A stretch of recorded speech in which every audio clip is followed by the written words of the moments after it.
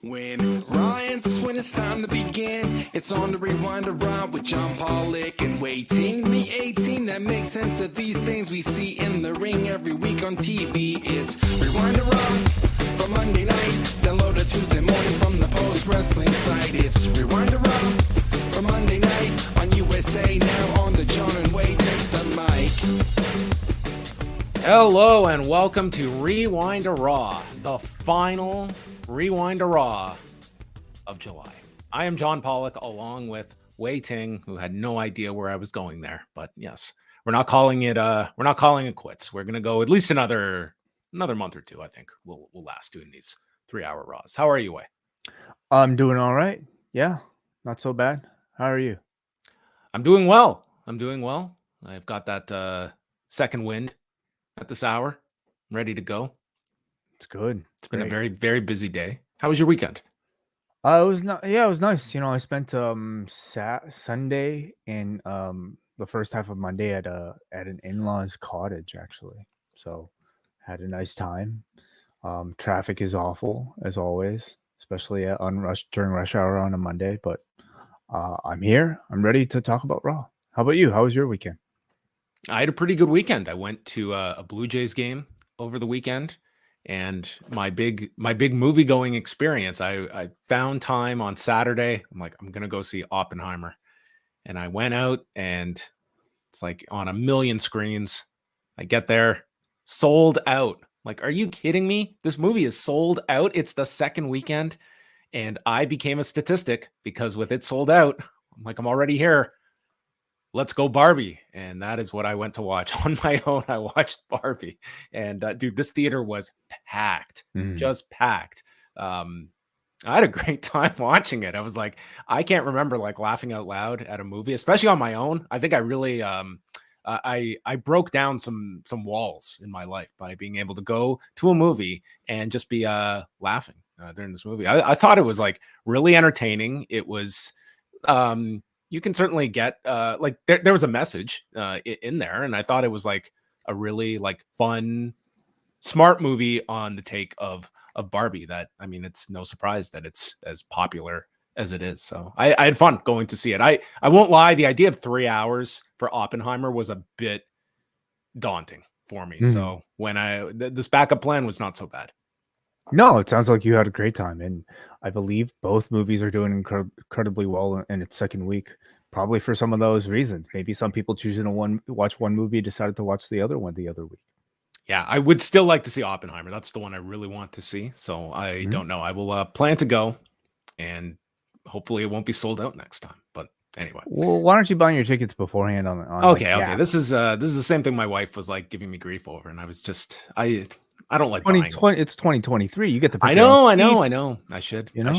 I should have done it in advance. I understand that, but I did not, and I just figured, you know what? This thing was in multiple screens. There's shows like every like hour. I just figured like there's no way it's going to be sold out. I cannot recall going to a movie that was sold out. So I mean, the recession is greatly overplayed. Pandemic's over. Life is just, according to Oppenheimer, it's grand. We're in for a gigantic. The movie theater industry is saved. I think cable subscribers are going to start to rebound. I think we're going to go back to 100+ million homes for cable. I think all of this has just been a down decade or so. We're going to spin back. That's what my movie experience. Interesting predictions. Anything else this weekend you wanted to chat about? Hey, what was this your first trip with Oscar? Like a lengthy trip? We've done an overnight in Hamilton. So this was actually kind of easier because we had our grandparents there that were able to watch him as well. But it's always a bit of a hassle, trying to pack enough for an 11-month-old to sleep overnight. And we had to be super quiet, of course, like because he was sharing a room with us. So my wife and I had to like be ninjas if we had to use a bathroom and everything. So but all in all, like he got a good 8 hours of sleep, so success, I would say. No, that's great news. We have started on Home Alone Lego. Oh wow, amazing! Did this manual? Yep, it's 500 pages. It's a lot of steps. It's crazy. It's just crazy. This is It's going to be a long one. Well, you chip away at it just a little bit every night. Put the movie on in the background as Max is watching Home Alone. He watches this movie. Nightly.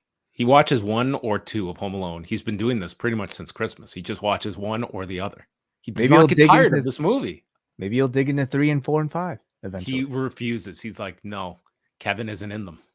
Like, okay, I can't sell you on these. He is definitely not in them, and you are with the majority that are not going to add these additional ones to the original 2. Last thing on the movie front, I promise we will get into wrestling. So Sunday night, I go to sit down to watch the Great American Bash, and I was about to bash my head into the wall trying to get this thing to work because WWE Network in Canada is just a mess to try and get. Have you? Oh, you have your ways and means, which you're going to have to help me with because I actually don't use a VPN for WWE Network. No, I use it on Sportsnet. Okay, well, Rogers, I should say, not Sportsnet. Okay, well, next time there is a live stream, you have to. So I tried using it today to try to catch up on Great American Bash, and it's not so much going back; it's the live stream that seems to be the issue. I can get older stuff to watch. That's not the issue. Because I couldn't even do that. Like my feed started, and it would just like stop in the middle of the video, and I don't know if that's just sort of like personal. Okay, I've started to play it, and I didn't watch it at any length, so I can't say that I'm problem free either.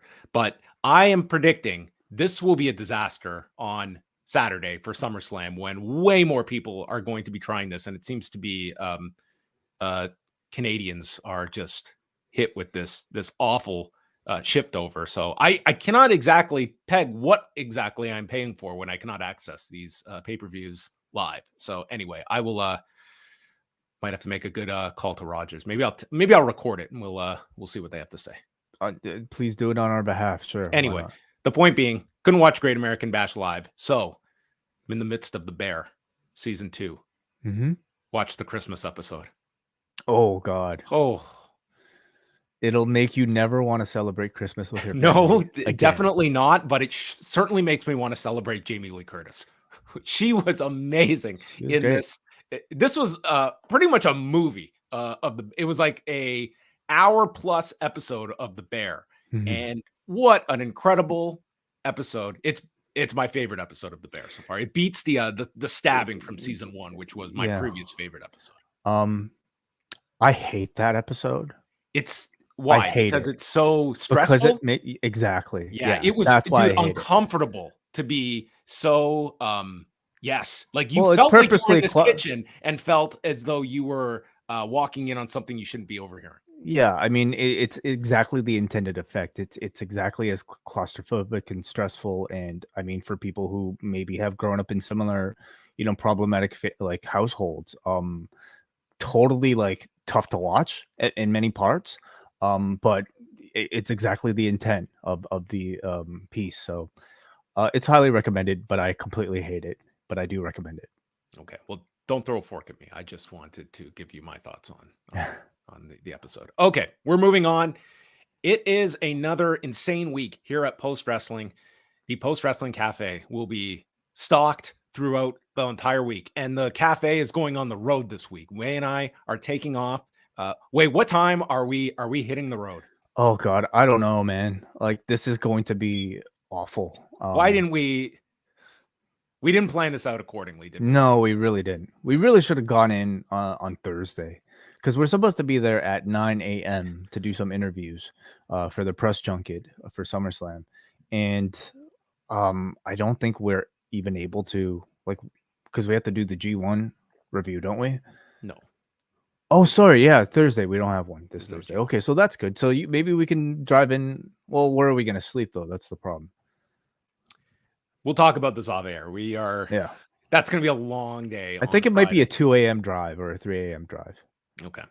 So anyway, we are off to Detroit this week, but so let's go in order here. We are going to have no less than 3 G1 shows this week. On Tuesday, Way and I will be back chatting about Tuesday's card. Then on Wednesday, it is the Blind Eliminator series continuing as I've got the old host here. So it is Eric Marcotte and Lowdown Davey P. joining together. I know it says WH there, but we need to update the site. But nonetheless, Davey P is filling in for WH Park, and they will be coming together. Dude, Eric Marcotte, he is the true, I would say, the young lion that has stepped up this more so than Narita or Umino.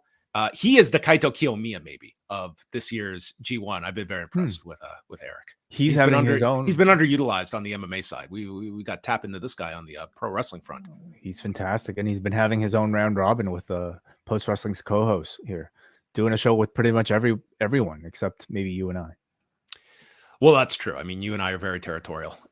Then we will have another G1 show coming up on Sunday night with WH Park and Karen Peterson. They'll be going through both cards from Osaka, which are four match shows on Saturday and Sunday in terms of round robin shows. So a bit of a breather on the G1 front.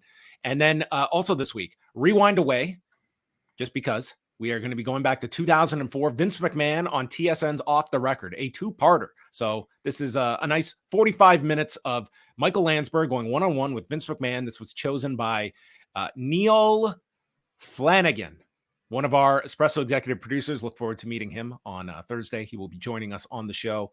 And then throughout the weekend, we are not going to have the traditional Rewind to SmackDown because we will be in Detroit. We're going to be going to the Game Changer card on Friday night. We will have a show in its place documenting our travels, our insane wake-up call, media day, and the GCW show. So look for that sometime late Friday, early Saturday on the cafe. And then, of course, we have our SummerSlam review on Saturday night, late into the evening, post-SummerSlam, post-press conference. Can't say I was too disappointed that some of the matches looked to be a lesser match order than previously thought for SummerSlam. We have 8 matches for SummerSlam night. Mm-hmm. Well, Friday's still to come, so maybe they might add a match. You never know, but probably not at this point. 8 is a good number. Yes. And then, of course, 8, we've got Nate and Kate plus 8 on Sunday with Collision Course, as they will be chatting this weekend's Collision. So a lot of hosts jumping different shows, but we are going to have everything covered. PostWrestlingCafe.com is where you want to be. Video.postwrestling.com. Jump on board. You will be covered throughout the G1, which runs for another 2 weeks, and all shows covered on the Post Wrestling Cafe, in addition to the Double Shot, in addition to the Collision Course every week. Rewind to SmackDown, the greatest value in the world. Sure. The entire world. It's very, yeah. Okay. I'm out of promotional juice at this moment. So we are going to move on to the news. And we start off with the passing of exotic Adrian Street, a really famous figure in professional wrestling, a native of Wales, and maybe the most popular wrestler to come out of Wales, and was somebody that, he had a character that was emulated greatly throughout the years to mixed success. But, to many people, he was not the first to kind of do the the feminine stereotype, this very much diving into glam rock at a time when it was, very taboo in professional wrestling, very taboo in society. And this is what you're looking at right now on the screen is a very, very famous photo that was taken around 1973 when Adrian Street returned home. And this is when he's become a star through joint promotions. And he is here alongside his father, who questioned him going into professional wrestling. And this was him coming back as like the big star that had made it. But this photo sort of took on a life of its own with kind of this. Sorry, I just want to ask, did Zoolander take inspiration from this? You could ask Ben Stiller. He might have. Because Ben Stiller's dad was a coal miner, if I'm not mistaken. Zoolander's dad, I should say. Oh, okay. I thought you meant like Jerry Stiller was a coal miner. I'm like, I was not aware of that other career of his. It could have been. I haven't watched Zoolander since 2001, but maybe it was borrowed. I mean, this was a very famous photo in the early 70s. So, and a great shot here. I mean, this was used far beyond just like wrestling circles and such. Like this was something that was utilized on many just different like just social commentaries of the time as well. But Adrian Street, he grew up. His father, by the way, was during the war. He was actually a prisoner of war. the Japanese military had taken him, and then he survived that, came back, and Adrian Street grew up. He got into bodybuilding very young, dropped out of school in his mid-teens, and set out, his dream was to become a professional wrestler. And he was a big fan of George Kidd, who is an immensely popular Scottish wrestler, and was also very much influenced by the Nature Boy Buddy Rogers. And he tried to break in, and it was very difficult in his era to break into wrestling, and finally debuts in 1957, went by the name of Kid Tarzan Jonathan, which was a playoff of Don Leo Jonathan, which there's a very interesting tie-in later in his life regarding Don Leo Jonathan, and then goes to Joint Promotions, which was the promoter of record in the UK in 1961. And this is where he starts being billed as his real name, Adrian Street, which was his legit name, and makes his TV debut several years later. And this is where he hits his greatest fame, or his fame that would live throughout the rest of his career that was made on. And it was around 1969 that he met his eventual wife, although that is decades down the road, but more famously his valet, Miss Linda. And this was part of the act, was that he played this sort of this character that would never, while he portrayed did the effeminate gimmick, but would never came out and stated, his sexuality. That was left as the kind of the heat for the time period. And, unlike Adrian Adonis, who we just reviewed, I mean, that was a character that literally went on WWF television announcing he was gay. And obviously very much in the style of Adrian Street was Adrian Adonis for many reasons.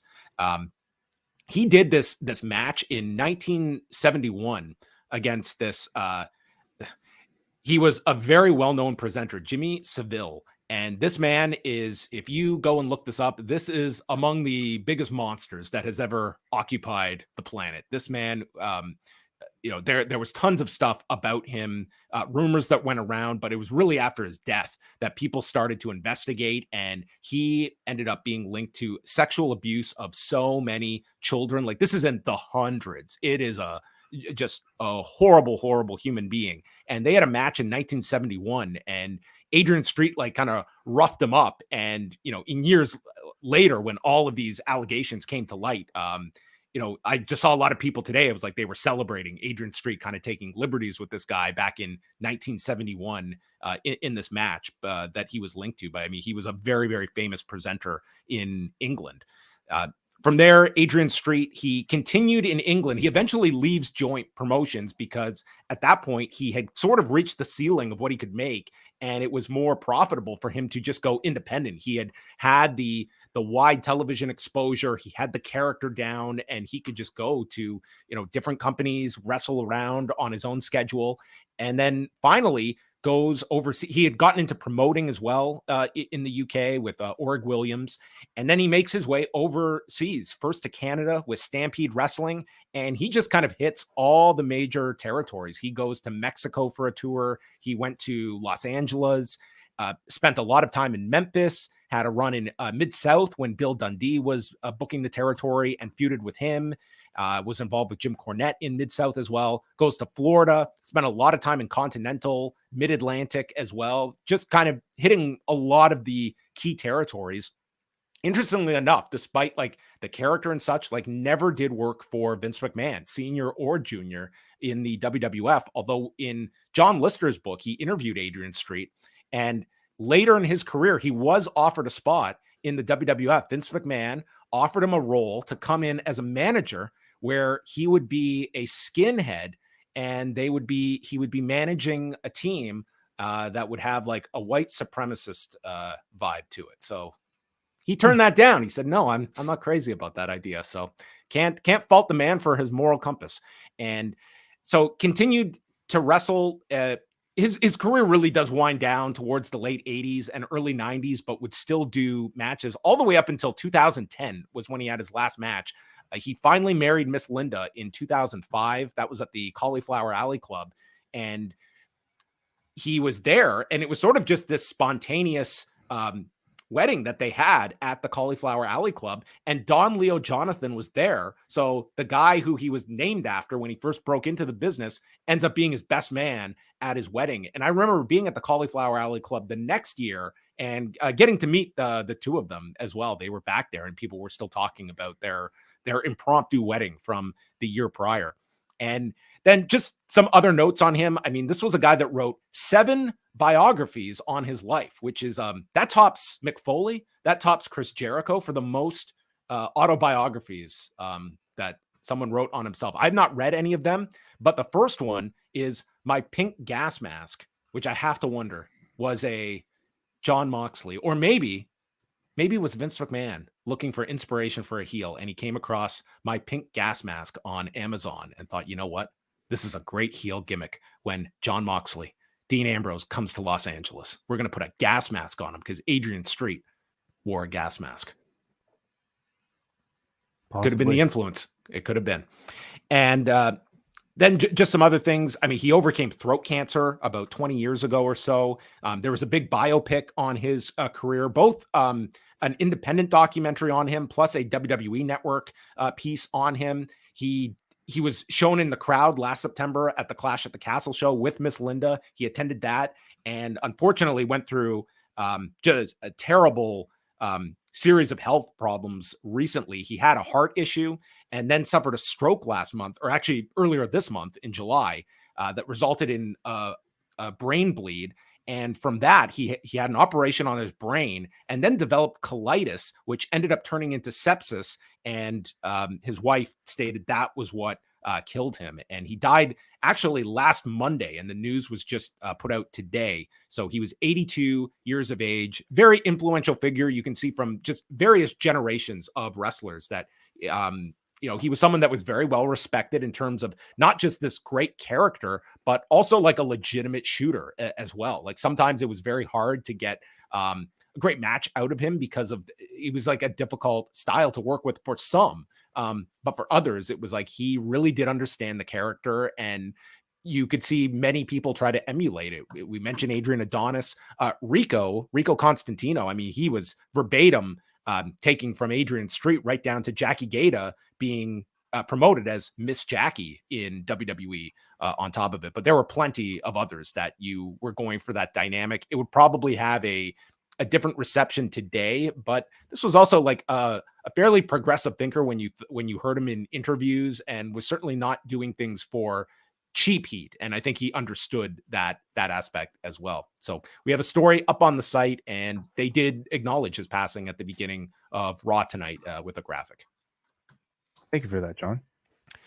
So that is the Adrian Street portion. Great American Bash went down on Sunday night. We won't spend too much time on that because Braden and Davey have a great review going through that show. But I would say the highlight of the show was Carmelo Hayes and Ilya Dragunov that went about 20 minutes or so. And really, this was a great kind of storytelling match where Carmelo Hayes retained the title, but it does seem like they are very much hinting towards Trick Williams. The key spot was at the end where Trick Williams is holding the title and getting into Carmelo's face and telling him this is what you're fighting for. And you're waiting for Trick Williams to do something with the belt. But the spot is Carmelo on the floor, and Ilya comes off the steps with the Moscow torpedo, and Hayes like dives for cover. So Trick takes the brunt of it and then is able to retain the title. But it's Trick kind of taking the bullet, and Hayes just, not only does he avoid the torpedo Moscow, but then doesn't even check on Trick Williams either. So I think like you are giving sort of the reason for Trick Williams as well, that he's not appreciated. And I think that seems to be a long-term story. They were not just doing the quick turn out of nowhere on this show. But if you watch the TV in the lead up to this, the way Apollo Crews left and giving this pep talk to Trick Williams that he should be his own man, it seems like this has been, I think, a long-term story they're looking at pulling the trigger on. Rest of the show, I thought it was a good show. I think they have definitely had better specials. I would say the low point, though, was Gable Steveson and Baron Corbin, which had a lot of things going for it. Number one is that, first of all, Gable Steveson obviously is going to be very green, but man, this crowd, they were they were against Gable Steveson from the get-go. Like, they were already cheering for Baron Corbin immediately. It was as though they weren't even going to give Steveson a chance. And I can't say that the company really gave him much of a chance, because they gave them this awful finish with a double count out after 6 minutes. And I think this match was pretty much destined to fail based on the booking. The audience was just not into Steveson, who, I mean, this was like his first legitimate match. And I can't say he was awful, but the reception was awful. And it does make you wonder, like, this guy that it just feels as though this debut has been, it's come out of nowhere. It doesn't feel as though it's got this big momentum behind it. And is this guy's heart really into it when he's staring at the possibility of winning another gold medal or continuing his amateur career? And I just watched this on Sunday, and it just feels like, is this guy at the place he wants to be right now? And it's going to be a test to see if this was just an anomaly, this crowd, and if the Performance Center it's typically a much more receptive audience. But at least going on the road here it was very interesting to hear a crowd that all got behind Baron Corbin, of all people, as the cool heel. Yeah, I wonder if it's a reception that they expected or should have expected, just maybe given I think how the audience might perceive Gable Steveson as a guy who only maybe has like half a foot in the door, when there are so many people who would love to have this spot. And especially at a time when I think the standard for quote unquote celebrities entering pro wrestling, when it's as high as, what Logan Paul and Bad Bunny have achieved, this was not good enough. It was, felt like the first match of somebody who by all accounts should be exceeding all expectations of what a first match should be. He's been given every opportunity to train with the best, has been given the, incredible attention and a lot of time at this point. It's been a year and a half since, the guy was announced as, being a part of this deal. When was it that he was drafted? It was like a year ago that he was actually 2021 draft. Yeah. 2 years ago that he was actually drafted. So, I mean, in that time, I don't know how much progress we've actually really seen, if the results on Sunday were any indication. Yeah, I mean, it's an incredible amount of pressure in your first match. And this was one where it just, like, listen, he doesn't feel like he is at the level where he's going to excel. But this was also a crowd that was really not giving him much opportunity either. And and it was booked terribly. Like, at the end of this, I was like, what purpose did this match serve? It didn't get anyone over. It just, to me, took any air out of the sails of Gable Steveson. Like, this is your introduction on television of Gable Steveson in his first match that we're going to reflect on years later. I think it got Baron Corbin over, to agree that maybe we haven't seen before with the "Let's Go Corbin" chant. I think, absolutely, I would consider this a fumble for a wrestler's debut, but maybe there's a silver lining here in that now how to present a Gable Steveson to an audience. You should be pushing him as a heel, just the same way you had been pushing Kurt Angle, debuting him as a heel, basically. People, I guess, aren't necessarily attracted to, an Olympic wrestler's credentials, especially maybe there's a part of, Gable Steveson sort of like the controversy that's attached to his name that might be following him, into the reaction that you saw on Sunday as well. But, I'm sure they're retooling, and maybe this is a chance to push him in a different direction. If that's the case, he does need a mouthpiece, and whether that's his brother or somebody else, like, he does need a mouthpiece, because I don't think he can handle promos solo, babyface or heel, for this juncture. Okay, let's continue on. Quick story here from Dave Meltzer and Brandon Thurston reporting that it looks like Comcast is going to be carrying All In, as well as In Demand and DirecTV. So the price tag that they're reporting, $49.95, and this would essentially state that, at least on traditional pay-per-view carriers and on satellite, that is where All In will be airing. We will see if there are additional measures. Andrew Zarian had previously reported Bleacher Report. So this sounds like this is going to be the regular distribution method for a AEW pay-per-view, and it would seem as though if this is all getting reported, like, you would hope that AEW has some All In announcements this Wednesday. Like, the time is now to get your key stuff out there. I would say the broadcast information, probably important to get out.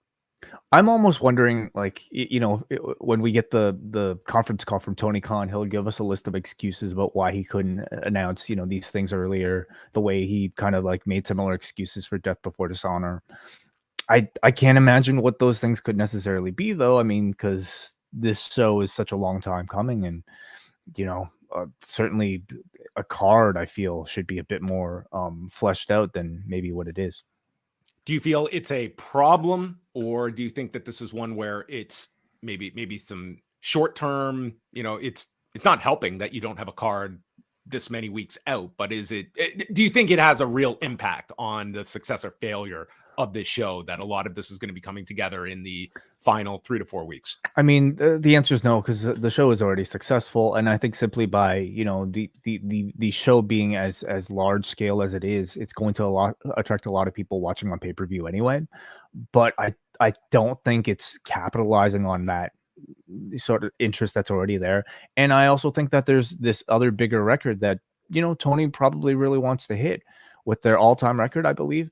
That I don't know if is in jeopardy now, because the interest, I guess is starting to feel a bit more negative rather than positive for this show.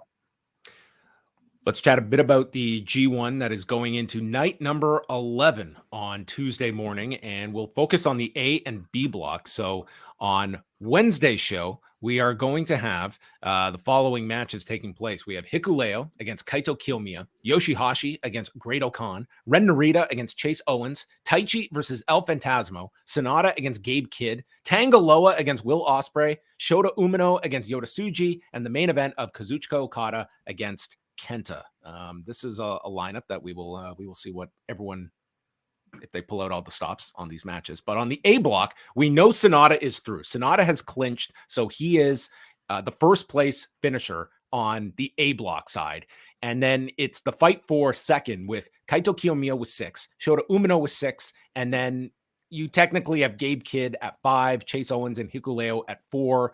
I'm not imagining those 3 to play a role in fighting for that second place spot. And I think most see Kiyomiya ending up getting this spot. Now, the interesting part is that if on the B block side, if Okada wins the block over Ospreay, then he would not be able to face Kiyomiya until the finals. But if he finishes second, they can meet in the semifinals. So that might suggest, well, I mean, you could go either way, depending on how big you think they make a potential Okada-Kiyomiya rematch. But as we're winding this down, it does feel like that match, there's a reason for Kiyomiya in this tournament, and it seems improbable that we don't get a rematch between those two, either in the semis or if you go all the way to the finals with those two. Yeah, I think that remains one of the very interesting scenarios, coming out of this. And even if, Kiyomiya doesn't win the G1, beating an Okada, or at least having a significant chapter with Okada, I think would already make his G1. So Okada has matches remaining with Kenta and Tanga Loa. Will Ospreay has matches with Tanga Loa and El Phantasmo. Do you see either of them losing another match, or do their only losses in this tournament are done and over with? I guess there's really no point, is it? Unless you want to build a bit more drama heading into, some of the later matches.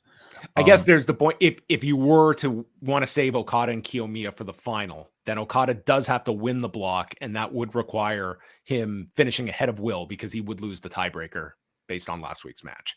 Right. So there's that potential.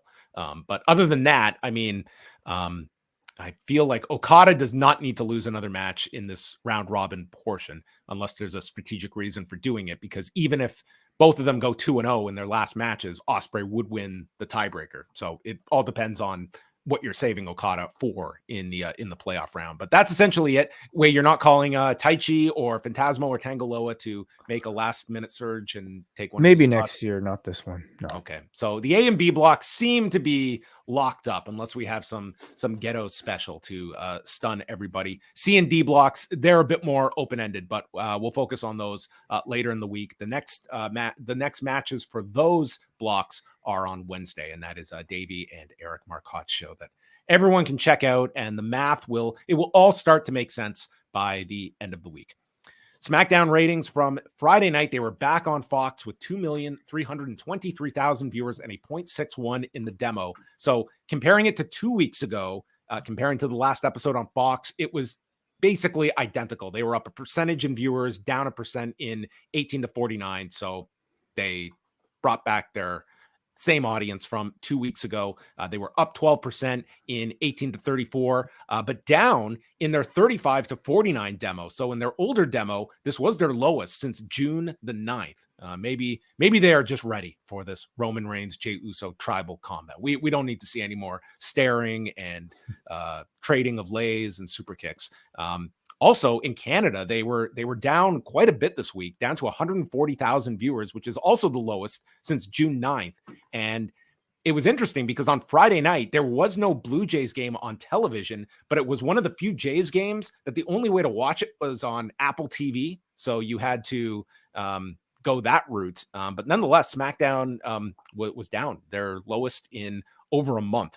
Rampage was down 22% in viewers to 324,000, which would be their second lowest ever in their normal Friday 10 p.m. Eastern time slot. And the demo was down 11%, registering a 0.10. So we are back to very low figures for Rampage. Not that we've really gotten out of them, but the interesting pattern was that across the board in 18 to 49, 18 to 34, and 35 to 49, men were down by noticeable amounts, yet women were up. Like in 18 to 49, women were up 36% this week. Men were down 32. And then in 18 to 34, women were more than doubled from last week. So it tells me that Battle Royals, I guess last week, they had some cursory interest. And then this week, the tag team Battle Royal put the men to bed because the women are staying up for the Battle Royal and Nyla Rose versus Hikaru Shida. And I feel this is now closer to the baseline we're going to be seeing Rampage descend to at this level. I think that every week that goes by, it just feels Rampage is slowly falling out of people's regular viewing habits. And I think that this should be no longer numbers that are cause for alarm or big discussions on what Rampage needs to do. I think there's just an acceptance that this is sort of your level that Rampage is going to be settling at even. And I don't know how big of a promoted match you even throw on Rampage at this point. Like, why sacrifice something when it's the third show and the others need it more?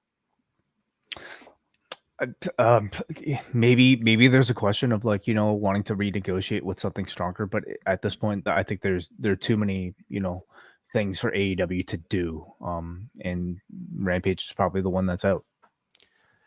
NXT on Tuesday night, following the Great American Bash, we will get JC Jane against Lyra Valkyria, Dijak against Eddie Thorpe, Elektra Lopez and Lola Vice against Valentina Feroz and Ulyssa Leone, and the big segment will be the Schism conducting an investigation. Who were these men under the masks that attacked the Dyad last week?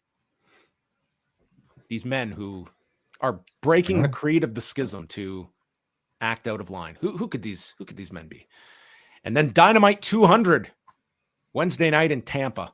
If I had told you after Dynamite number 1 in October of 2019 that 200 episodes later, it will be Kenny Omega and Jeff Jarrett in the same ring together on the big 200th episode, you would be telling me, yeah, I can see that.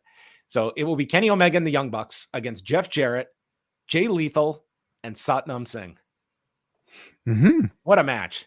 If this does not... Isn't that the reaction we give to any Jeff Jarrett, Jay Lethal, Satnam Singh match? The fact that we're going to get Nick Jackson spots with Jeff Jarrett, I am more than ready for in this match. Maybe Nick Jackson and Satnam Singh trading something. I don't know. But maybe Satnam Singh will be this excellent base for the Young Bucks. I think it'll be good. I'm curious to see it. Also announced the Anything Goes match, Jon Moxley, Trent Beretta, and Penta. Women's Championship match, Toni Storm defends against Hikaru Shida. ROH tag titles, Aussie Open defend against El Hijo del Vikingo and Commander. That could be outstanding. I really like that as your opener, potentially. Is that the way you're supposed to pronounce it? Commander? I think so. You say Commander? So someone can correct my pronunciation. I've heard dozens of pronunciations of okay. I don't think it's supposed to be just Commander. All right. I think there's supposed to be a little more of a Spanish influence on it. Yeah. Okay. And then Jacques Perry and Jerry Lynn will have a face-to-face showdown. MJF is going to speak, and then Chris Jericho and Konosuke Takeshita against Sammy Guevara and Daniel Garcia, rounding out the lineup. My question to you, Wai, will we have a all-in match announcement by the end of Wednesday night? I have to think so, even if it's Jeff Jarrett versus Grado. I think you'll get some sort of official announcement of something. So Jeff Jarrett is in the UK doing promotion for All In, and they were on Talk Sport, him and Grado, and they did this angle together where Grado like makes a crack at Jarrett. So Jarrett slaps him like they were on the Letterman show, and then he nails him with a guitar. And my question is like, what is this for? Who is this angle for? It's probably for All In, don't you think? Why would we be doing Jeff Jarrett and Grado on the biggest AEW show of all time? I do not think that is happening at All In. I don't know. I'm not sure. I should say I'd be stunned if that happened, but yeah, maybe it was just promotion for All In. Like they just want. I don't ask me. I don't even want to answer. Okay.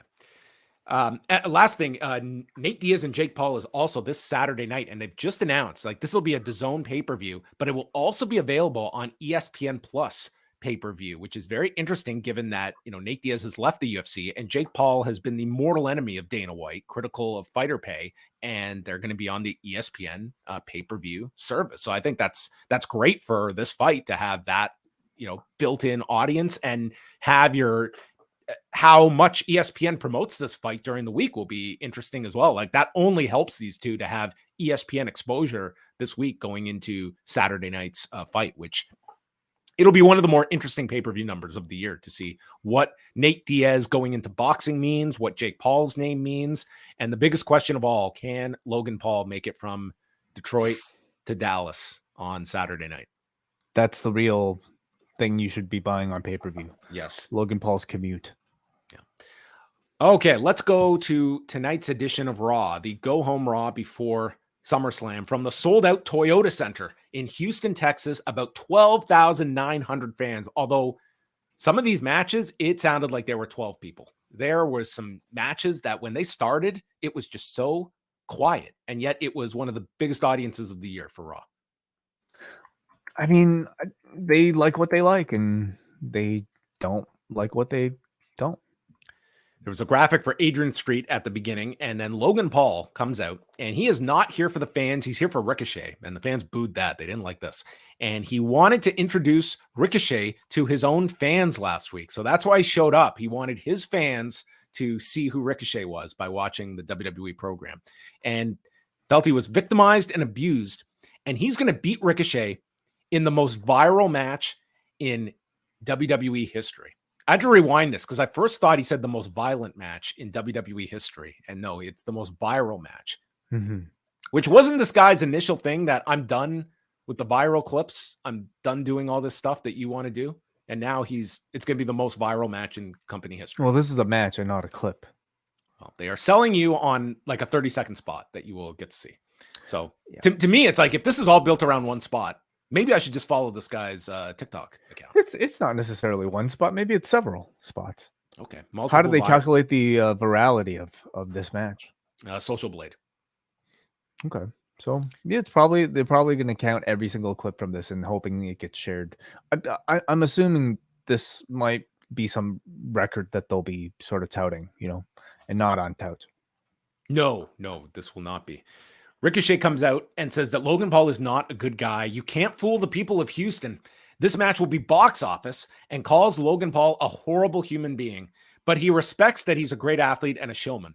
Paul calls Ricochet one of the greatest to ever do it until I showed up, and then replays their spot from the Royal Rumble with their double springboard spot. And Paul puts out his fist. The two actually fist bumped here. But then Logan Paul points out that his girlfriend is ring announcer Samantha Irvin and asks how it will feel when your fiance has to announce me as the winner. And this prompts Ricochet to attack Logan Paul. And then they had this insane sequence together, ending with a springboard into Logan Paul's titanium reinforced right hand. And he live streams Ricochet in pain from the titanium in his face. Mm-hmm. Yeah, I mean, I feel like if there was going to be any mention of, Logan Paul's upcoming boxing pay-per-view, this spot might have been it. We didn't really get that. Yeah, there was none of that. So, maybe. Oh, sorry. You're talking about Logan's KSI fight in October. Yeah. Yeah, his KSI one. But it's not WWE's business to really do it. Good segment, I felt. I think Logan. We saw a lot of people maybe go through sort of like the what chant, sort of gauntlet tonight, and I thought Logan was one of the people that fielded it a bit better than certainly Brock Lesnar. As usual, I think he showcases a ton of personality whenever he speaks, and he sounds very comfortable doing it. Ricochet as well. I think, like the Go Home show, this is like it's been a month now that we've heard him consistently cut these sort of promos, and I think he's sounded very capable. This has really changed my mind on, I think, where Ricochet is at in terms of his speaking ability. It's never going to be his biggest strength, but they do end these segments with his biggest strength, which is his athleticism. So they always leave a great lasting impression just with some impressive physical feat with him. I love the Samantha Irvin line. To my knowledge, this might be the first time they've officially been acknowledged as a couple on air, and it was justified because I thought this was a line that gained a whole lot of heat for Logan Paul and justified Ricochet firing back and attacking him. Yes. Mr. and Mrs. Samantha O'Shea. Yeah. Sure. Yeah. So Jackie Redmond interviews Imperium. Gunther is not concerned about Drew McIntyre, and he's disappointed in Ludwig Kaiser, expected more from him last week, and explains that Drew is not here tonight, and Kaiser can redeem himself by beating Matt Riddle, and he's going to end Drew on Saturday. So Matt Riddle and Ludwig Kaiser, this was one match. It took them a while to kind of get the audience going here, but they worked a very good match together. Riddle hit a PK coming off the apron and then a floating bro. They go to the break and come back. He hits him with the Broton, bridging German. And then Kaiser lifts him on the shoulders and like rolls through on this DVD that Kevin Patrick dubs the Kaiser roll. The Kaiser roll. Yeah. I mean, I wonder if Ludwig Kaiser is down with that, but I mean, it's kind of funny. Sure. Yeah. Vinci gets on the apron and a roll-up gets countered into a power bomb, and then there's a knee strike for a 2 count. And when Kaiser kicked out, man, did this crowd come alive.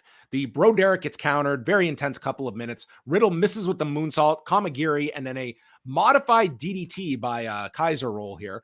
Almost very like Sister Abigail-like. It was the deadfall. The deadfall. Sonata's new move. He's been he's been watching catching up on G1. Like he must have been. This guy always wins with this move.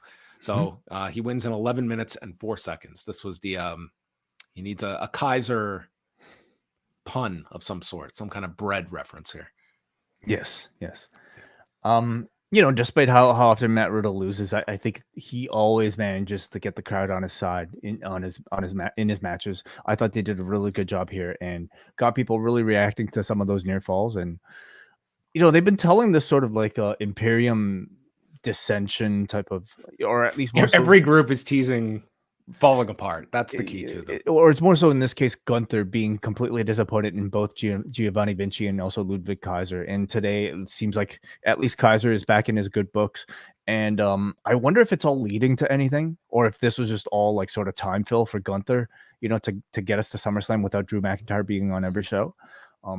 I'm hoping it leads to something. He's barely been on any shows in this league. Yeah. He's missed like 2 of these Raws going into the show. It's just, hey, they're going to have a great match. Okay. That's the buildup. That's the buildup here. And Matt Riddle is, a disposable babyface in the buildup to this.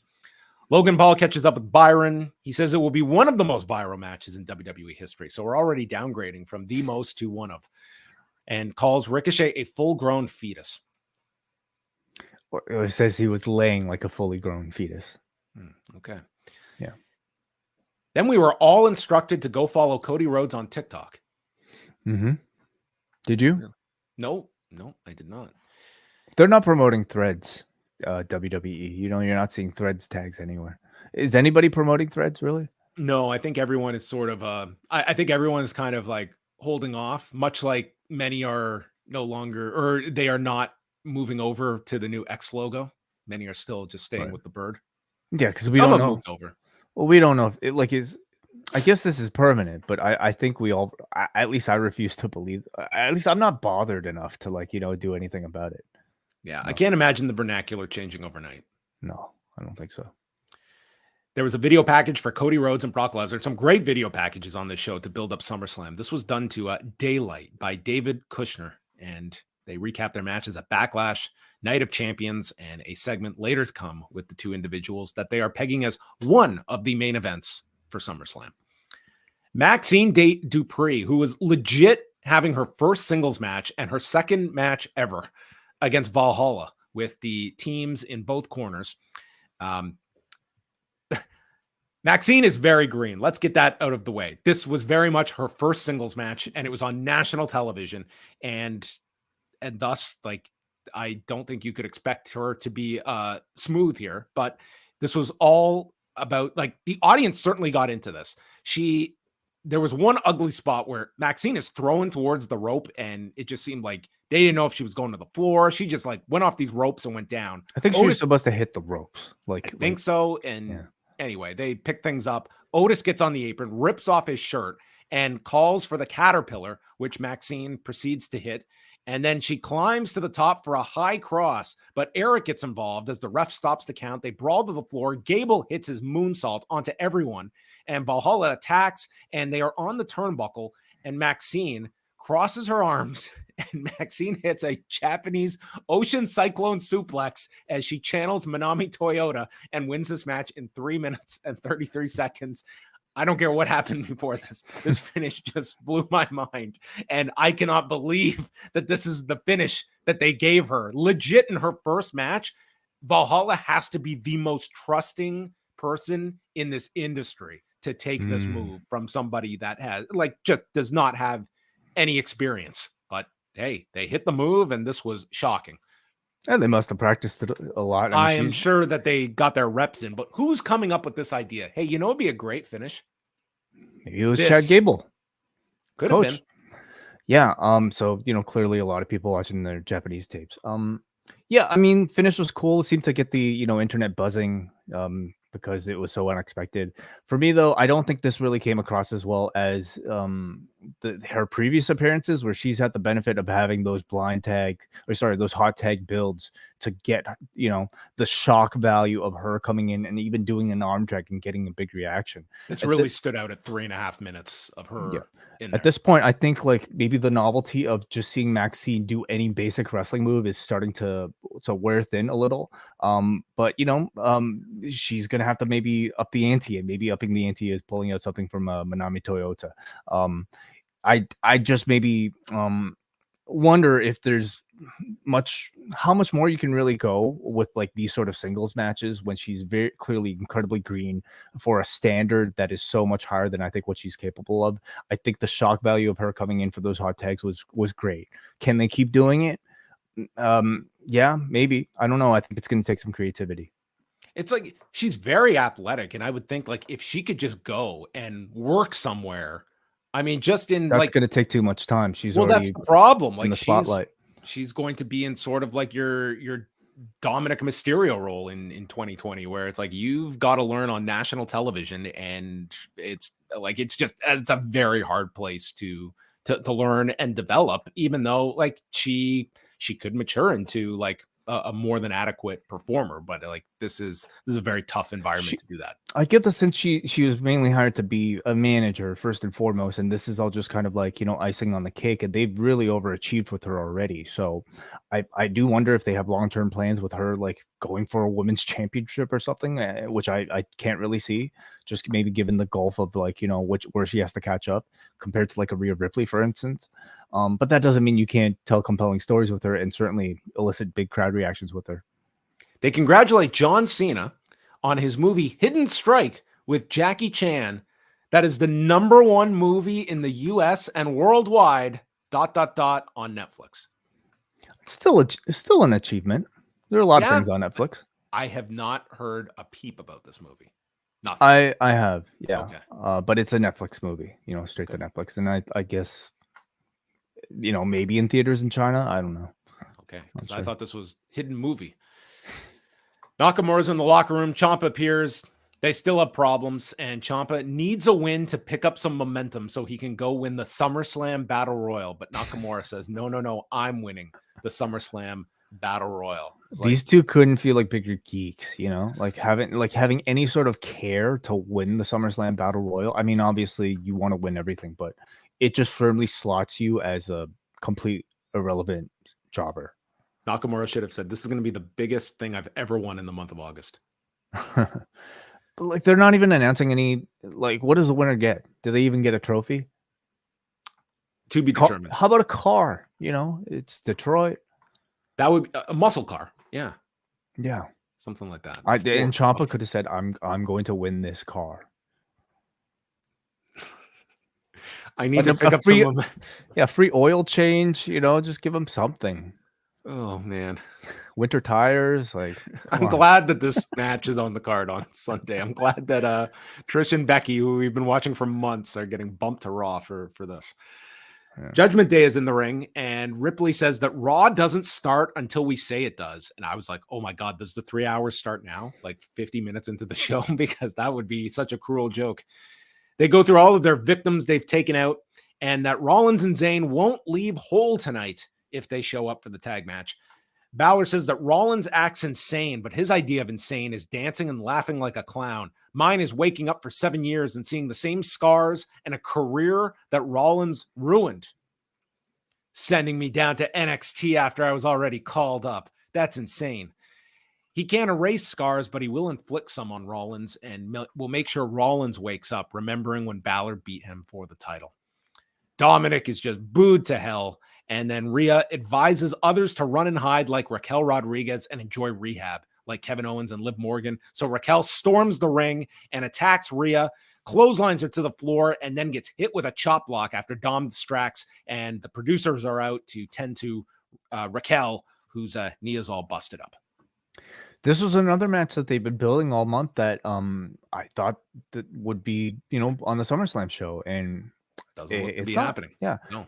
And I'm not necessarily complaining, you know, having 8 matches on a pay-per-view, even if it's a SummerSlam, I think is more than enough. And this maybe shows that you can do builds that are beyond just a cycle, like a month-long cycle. I mean, they've been doing this for a while. That US title match is going to not happen at SummerSlam. You have this. We'll get to Trish and Becky as well. That one does seem a little like odd. Like everything's been building towards this. This has been months that they've been building, and it's one of your big stars too in Becky.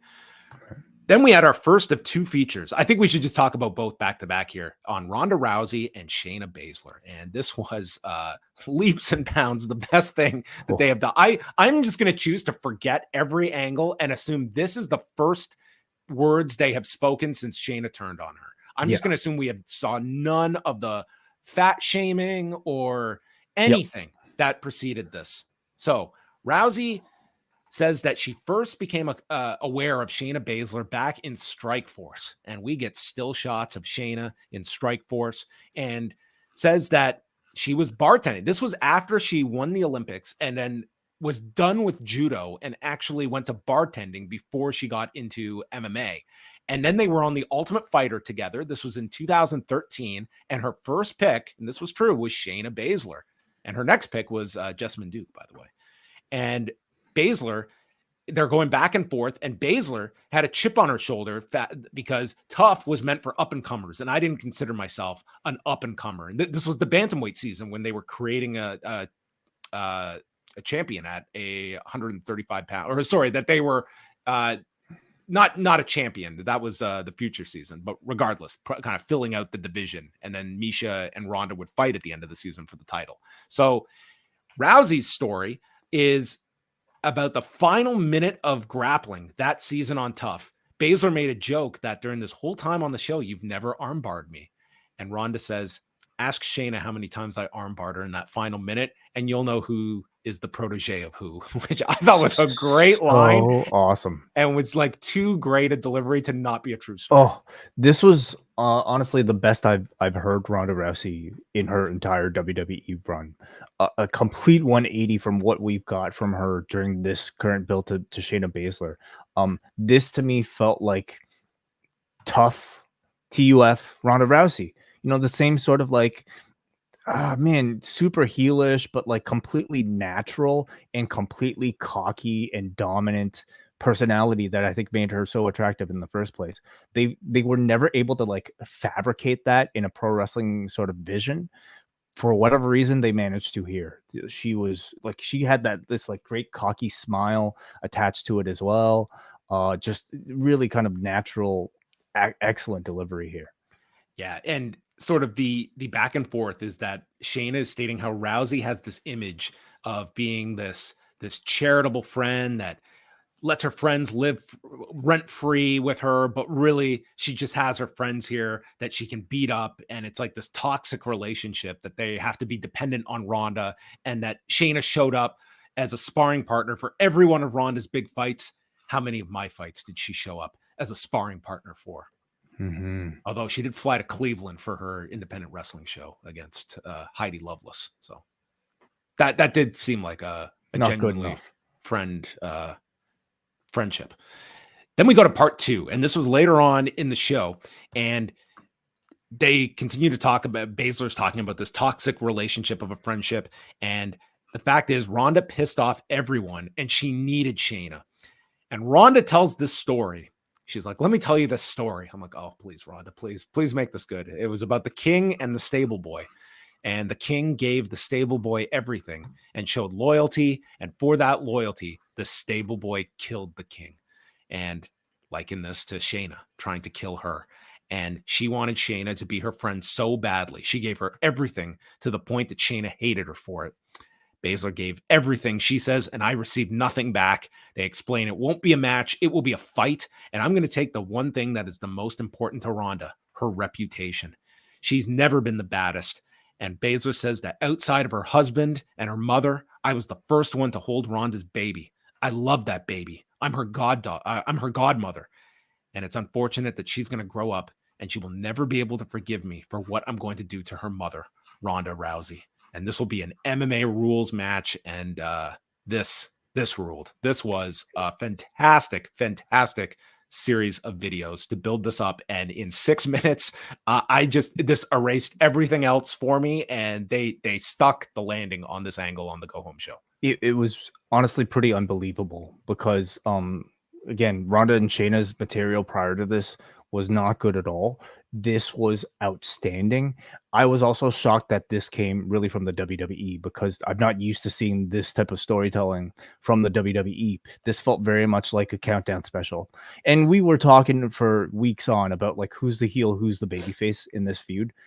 When the promos are this good, when the storytelling is this good, it doesn't matter who the heel and who the baby face is. What you got out of these 6 minutes is the story, the very believable, grounded in reality type of story between two people who had a falling out and now absolutely hate each other.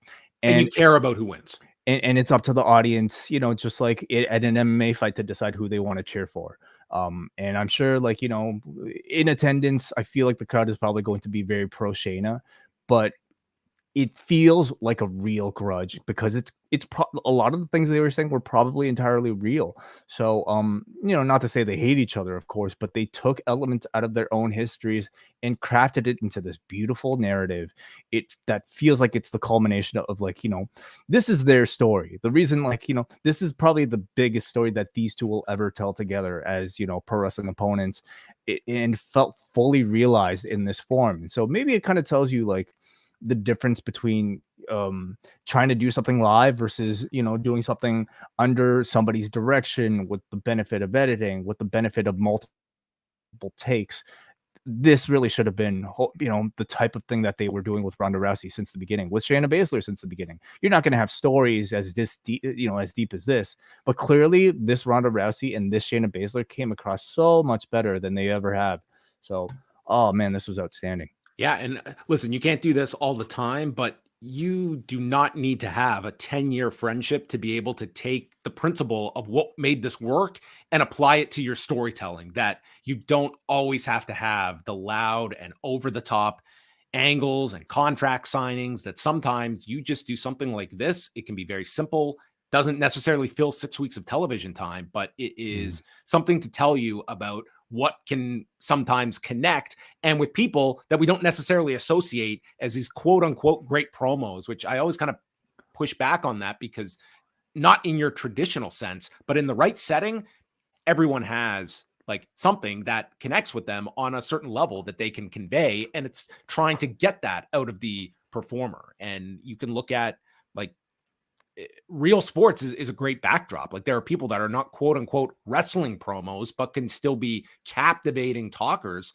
in their element where it feels real to them. And Shane and Ronda was a perfect example here. This was an excellent end to what was kind of a forgettable buildup, but will not be. And it's funny because the match was kind of my least concern that think the match will pull itself off. And with this, it kind of springboards this into a place that, you know, feels like this is a match worthy of one of your big shows of the year. Now thinking back, I feel like their intent was probably, you know, not about like who's going to be heel, who's going to be baby faces. The content of like Ronda and Shayna's segments prior to this week, you know, they were confusing because in a pro wrestling setting, you're always looking to see who you're supposed to cheer for, who you're supposed to boo. And I think they were so caught up in pro wrestling delivery that it kind of felt like one was trying to lead you one way or another, but clearly they had the story in their head the whole time. That was really just, you know, a story of two people who have a real grudge against one another. And I think told through this way more, you know, almost like documentary like type of format, it felt much better realized than in a, you know, standard professional wrestling promo in front of an audience type of setting. Alpha Academy were backstage and Imperium walk in and Gunther makes fun of them. They turn everything into a joke. Maxxine brings up that Chad Gable is an Olympic athlete. And this leads to Gunther stating that Gable couldn't even last 5 minutes in the ring with him. Gable says he could last 5 hours if he needed to. And they agree to leave both teams in the back. And they are going to have a Nick Khan 5-hour edition of Raw match. No, never mind. Gable, okay, so that's coming up later. Tommaso Ciampa, Shinsuke Nakamura is next, and this was another match where it took a while for this crowd to get going. And you know what? Momentum going into the Battle Royal, not exactly going to spark a whole ton of people at the edge of their seat. Bronson Reed is watching this in the back. Ciampa's favoring his ribs after the tsunami last week. And Nakamura hits a running knee to the bad ribs and then hits them again and rolls them up, grabbing the trunks in 8 minutes and 54 seconds. So Nakamura steals the victory. And Ciampa is not going to go in with the momentum to the Battle Royal. I mean, I think the crowd could see through this one. I thought the match was pretty cold, even towards the ending here. And I think the feud is completely cold. You know, it really does feel like, you know, when you're talking about 2 participants, 3 participants, I'm assuming if Rita's in there, it just feels a fight between losers. And we don't know what's at stake. It feels like these 3 are kind of caught in this like endless loop of just like having one match over another that results in nobody really getting more over. Like, all 3 of these guys are at the end of this feud going to feel like they're in the same spot, you know? So there's just really nothing sparking enthusiasm in any of the 3 right now for me. The trainer checks on Raquel's knee and Adam Pearce says she is not cleared, but he gives Raquel his word that as soon as you are cleared, you will get your match with Rhea Ripley. So that tells me we don't know when we're doing this match yet, but it's happening. Well, they're just, you know, finding a way to delay it. It could be Payback. Or a Raw, either one. Yeah. Brock Lesnar comes out, goes over his accolades as an NCAA champion, a UFC heavyweight champion, and WWE champion. This is fight week. The hype is over. And man, he's getting the what chance. And I had no sympathy for this guy who just played right into them. I mean, he was like almost encouraging them. So, I mean, you could tell he just got frustrated, like, because he probably expected, you know, something like this to happen. And then he really had no counter for it. So he was just almost at that point. Paused after each word. I was like, what are you? Well, he was playing. Rather than fight against it, he was just like, okay, these people are going to do this. I'm going to put 0 effort into my promo and I'm just going to go through it and just hope this thing ends, you know? If anything, it is like the Brock Lesnar character of how he would handle what chance. Like, yeah, just give up. Just like, why did I come here, basically? You know? That was kind of how this came across. He says Saturday he gets paid to kick ass. Cody gets paid to get his ass kicked and invites Cody to come out and shake his hands because he's got to take off. He's already been in here long enough at 2 minutes. So Cody comes out in his gear. They have a long stare. They shake hands, but then he destroys Cody, attacks him with the stairs, and then hits him with an F5 in the ring. And the crowd, there's chance of one more time. And Graves calls this one of the main events at SummerSlam. So final physical angle to set us into SummerSlam, and we are not getting a stipulation attached to this one. Yeah. I thought we would get Hell in a Cell for SummerSlam, but clearly they feel like this is enough, unless they plan on doing another one coming off of this. And is there enough juice in this feud to possibly head to a fourth? Double count out finish at SummerSlam. Right, of course. Yeah. I thought Cody was really good here. The physicality in the end was good. Awful promo from Brock, and maybe just a reminder of why he should rarely speak. Gunther and Chad Gable. This was the 5-minute challenge. So they had a fine 5 minutes here, and maybe someone did watch the G1. They're like, 20 minutes is way too long. Let's do 5. It gets exciting at the end. And the crowd did get into this at the end. Gable ends up escaping a choke and avoids the power bomb and sends Gunther to the floor as the 5 minutes elapses. And Gunther is freaking out, stating the match is not over. He wants more time. So Samantha Irvin states that the match continues, and Gable goes for the arm, applies the Fujiwara armbar, and Gunther rakes the eyes, hits him with a German. And then Gable comes back with a big bridging German. Chaos Theory gets blocked. So he's hit with a boot and a lariat, and then into big chops from Gunther, who finally hits him with this wicked looking power bomb and pins Gable. All told, it was 12 minutes and 54 seconds, but a pretty entertaining match that these two had, and was not unhappy that they got an extended period. Oh, it was fantastic. Yeah. Really excellent 12-minute match between these two. With a really nice little effective framework set around it with the 5-minute challenge here. Giving Gable this sort of like huge, maybe technical or at least moral victory in the fans' eyes, I think is really huge for him. I would argue it's almost a little too strong for somebody positioned as low on the card as a Chad Gable because of how protected Gunther is. But, in the end, I guess it saves his record because somehow he got this stricken from the books. And but I think it justifies a rematch for sure. They should go to this after SummerSlam. Yeah, totally. I think this was done for a reason. And I would say, if you were just going to do these 5 minutes, I don't think that makes sense for Gunther going into Saturday. But the way they did this was perfectly fine. And to me, it suggests like Gable having at least some steam post SummerSlam, that I feel like he is above the Alpha Academy comedy stuff. He's great in the role, but I see him as much higher, but I don't know if necessarily long-term the audience will accept him at a higher level. So Gunther just cuts a promo warning Drew that he will end him once and for all at SummerSlam. So this could be a very tough SummerSlam for Drew. Byron interviews Cody Rhodes, asks if he can compete on Saturday, and Cody says he will shatter the aura of Brock Lesnar and the Beast, both of them, on Saturday. Becky comes out, and she wants her rematch tonight with Trish and calls out Patricia to throw down in Houston. Get out here, Patricia. We're shooting. And Trish and Zoe come out, and they don't want to do the match here. Or Trish was ready to do the match here, but she doesn't want to be told what to do by Becky, and calls it a fluke that she beat Zoe last week. So she is not a cheater. She won't go back on her word like the Astros. And this got a lot of anger from this crowd. They're like, they were very protective of the Astros. Well, this was referencing this cheating scandal. Yeah. I mean, Trish was not wrong here. No. And Adam Pearce interrupts and says the match is going to happen tonight, and Trish is furious. So the bell rings, and Zoe immediately attacks Becky, and this lasts 5 seconds. And Becky ends up like taking care of these two, and Zoe stops a manhandle slam in the timekeeper's area. Trish's face mask comes off, and then Trish uses a chair on Becky, and they make their way to the back. Pearce catches up with Trish and Stark and calls it unacceptable. Trish is like, what? We delivered the rematch, and you gave me no time to prepare. So Pearce states that I will give you plenty of time to prepare because the match is going to be in 2 weeks in Winnipeg with Zoe Stark banned from ringside. So this will not happen at SummerSlam.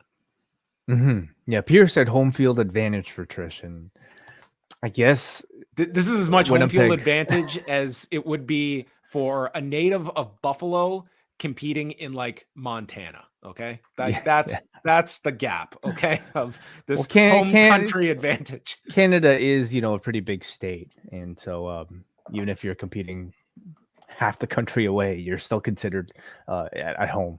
So I felt this was like a good example of a bait and switch. It's not like they promoted this match beforehand.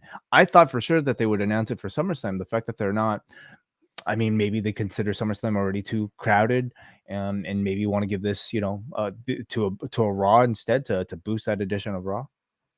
That, or if some issue came up and they have to delay it, I mean, something. But it could have just been timing out the show and feeling this would be better suited for TV. But I mean, this has been built for months, and this feels like the blow off match that felt like it should have had a place on the show, but there could have been extenuating reasons, or just having a big match, I guess, for Winnipeg. Then it was Seth Rollins and Sami Zayn against Damian Priest and Dominik Mysterio in the main event. They brawled on the floor before the bell rung. Graves brought up Dominik's win at the Great American Bash against Wesley and Mustafa Ali. And Kevin Patrick notes that there's a chance all 4 members of the Judgment Day could be champions after SummerSlam, which would mean Damian would have to, cash in on Roman Reigns? Yeah, I guess so. You're right. Yeah. If all 4 of them were champions. Right. Unless they consider Money in the Bank to be a championship. Which is not. It's not. So Balor returns after he was chased to the back by Rollins. He yanks Rollins off the apron. We went through a pair of commercial breaks, and Rollins got the crowd going with multiple dives to the corner. There's a springboard. Priest catches Rollins, who lands on his feet, avoiding South of Heaven, super kicks him, and then Dom snaps Rollins on the top, and Zayn takes out Dominik. Balor then nails Zayn on the floor, and Rollins is stopped on top and hit with the razor's edge. And with him laid out, Priest goes for the pin, but then he realizes, wait a minute, I could cash in right now. He's out. So he eyes the briefcase and he wants Balor to pass him the case. And Balor gets the briefcase and he briefly hesitates on the edge of the apron before handing it over to Damian, who goes to cash it in, but he's too late because Rollins super kicks the case into the face of Priest and then nails Dom with the case. Balor manages to eye gouge him, but is taken out with a haluva kick, and Rollins recovers, hitting Priest with the curb stomp and pins him in 12 minutes and 23 seconds. I really like the Priest Balor stuff going into SummerSlam that they've teased here, and the idea of the cash in that Balor hesitated on. And we can go over the SummerSlam card in a second here with the updated lineup. But overall, I really like this Rollins Balor lead up, and the Judgment Day sort of being the cloud over top of this match for Saturday in a good way. Agreed. I thought the match did a really great job of putting the focus on Seth Rollins in particular. It felt like he was the focal point of the match, and it makes sense. He's the only guy on the show, or who actually only guy in the match who has a match on SummerSlam, right? So it had a really fantastic end as well, and one that kept the whole Finn Balor Damian Priest program alive as well. So yeah.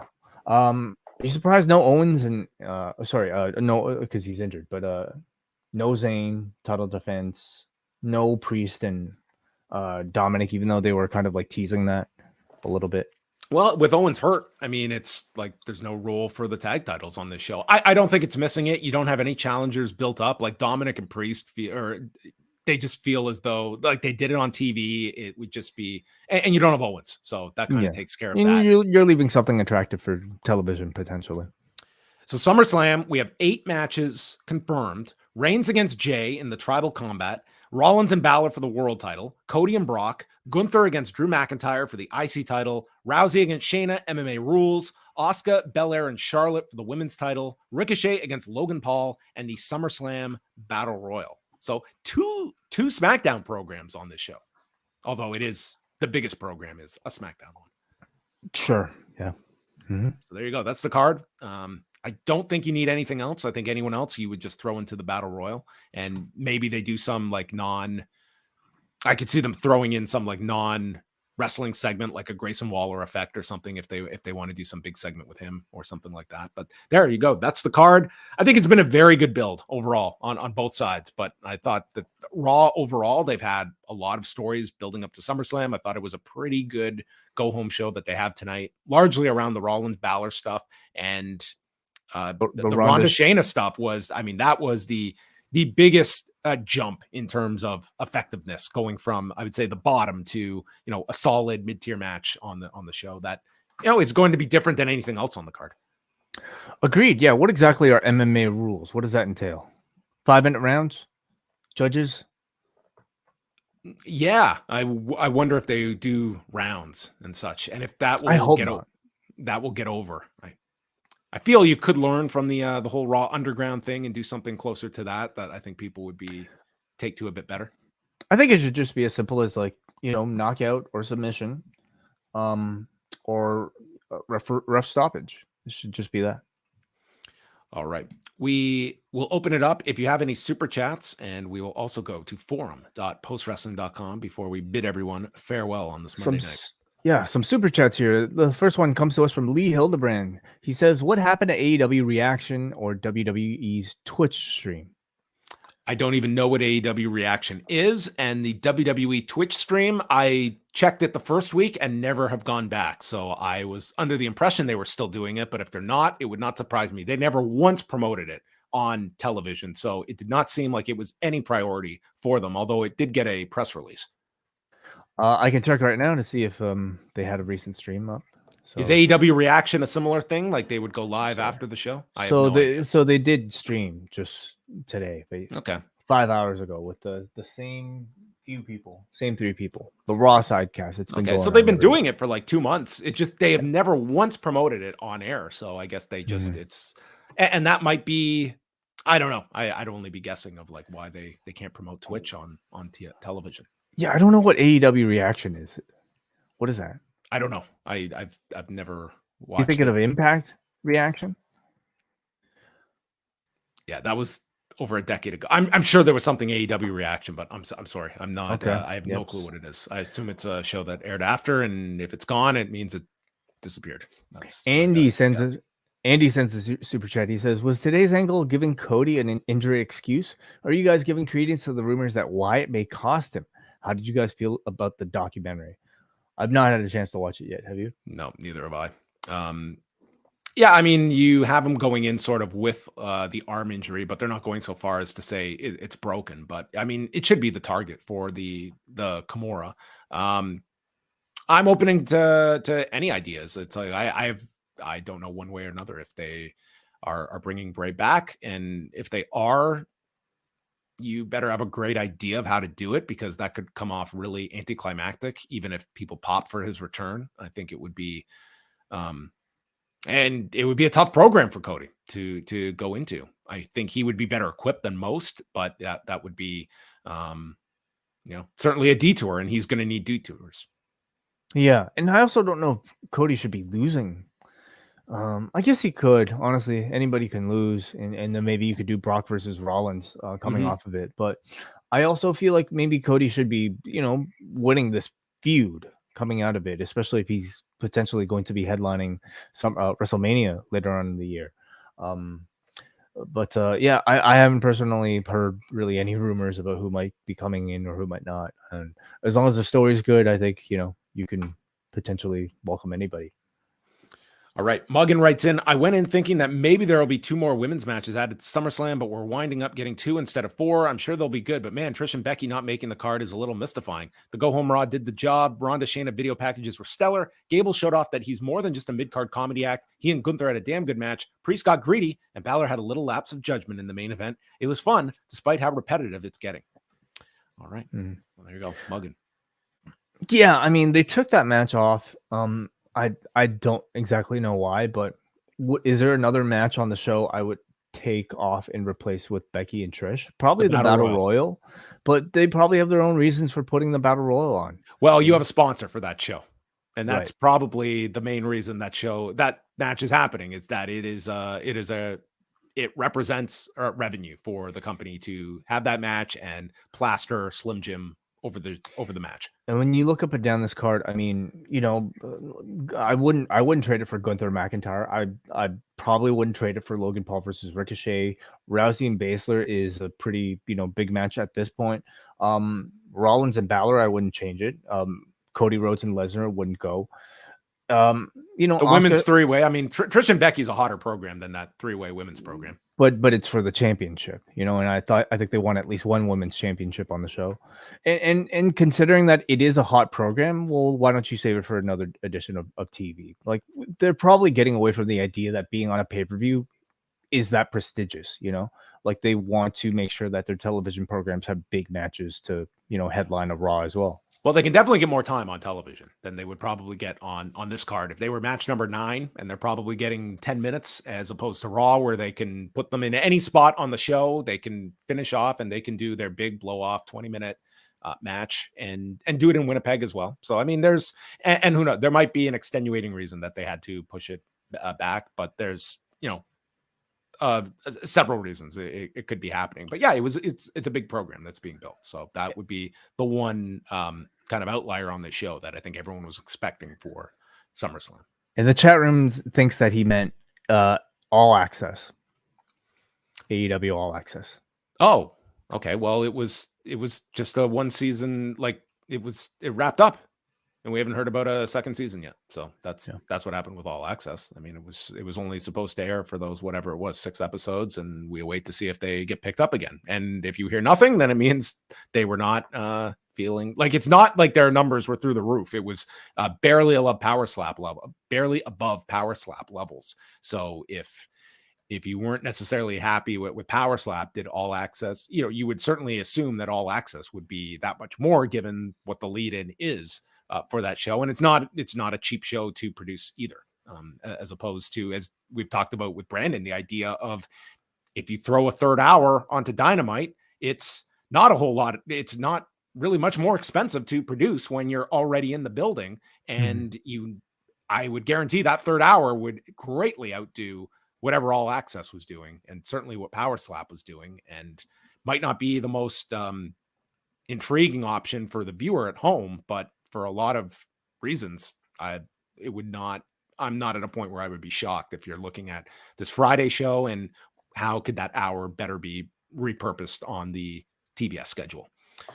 All right. Well, we are going to be back multiple times this week, including Tuesday, to chat about the G1 show, and a very busy day on Wednesday. Brandon Thurston and I will be live at 2:30 p.m. Eastern time, going through the Q2 earnings report from WWE and the subsequent call with analysts. Always a fun call.